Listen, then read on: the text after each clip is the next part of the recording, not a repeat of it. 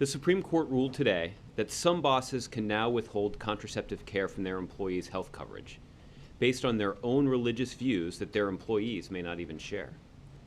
President Obama believes that women should make personal health care decisions for themselves rather than their bosses deciding for them.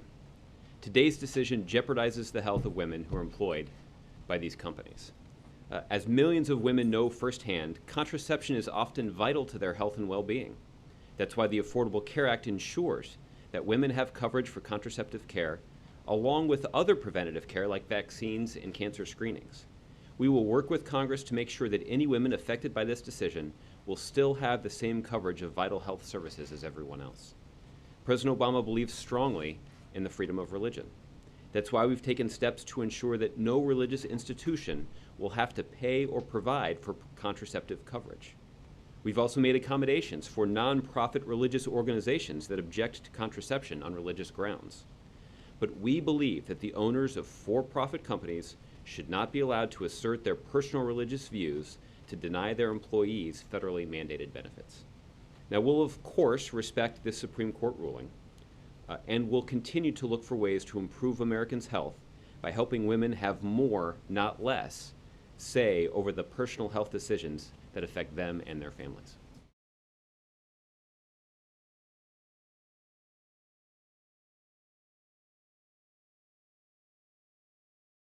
Thanks to their male majority, the United States Supreme Court has just ruled in favor of Hobby Lobby, stating that yes, the corporation does have the right to deny their female employees access to contraception because of the company's religious beliefs.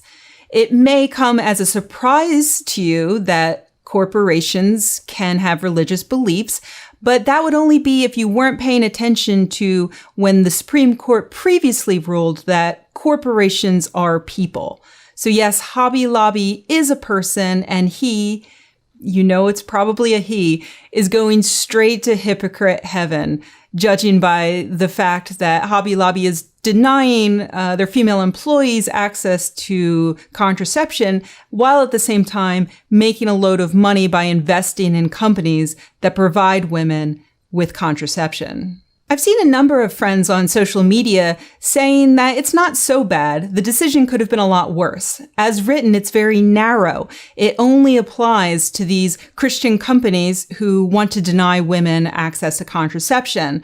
It doesn't apply to other religious groups like, say, Jehovah's Witnesses preventing their employees from getting blood transfusions, or Christian Scientists preventing their employees from doing anything except for praying.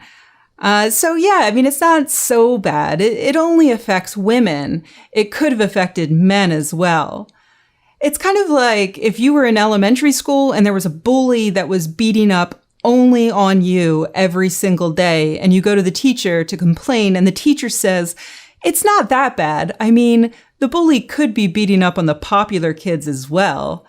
And it's like, no, that doesn't make me feel better, because I would prefer that he beat up the popular kids too, because then, number one, I wouldn't take it so personally when he beats up on me. And number two, maybe at that point, the school would care enough to do something about it. So no, I don't think that it's better that this decision is so incredibly narrow.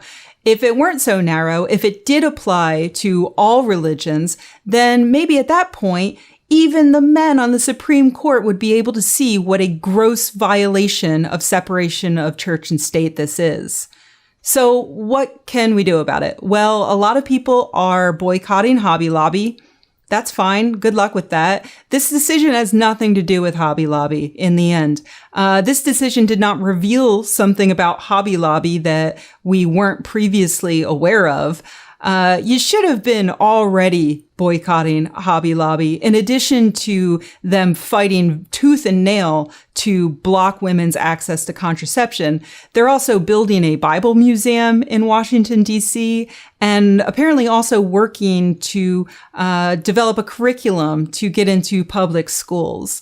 So yeah, if you haven't been boycotting them so far, go ahead and start.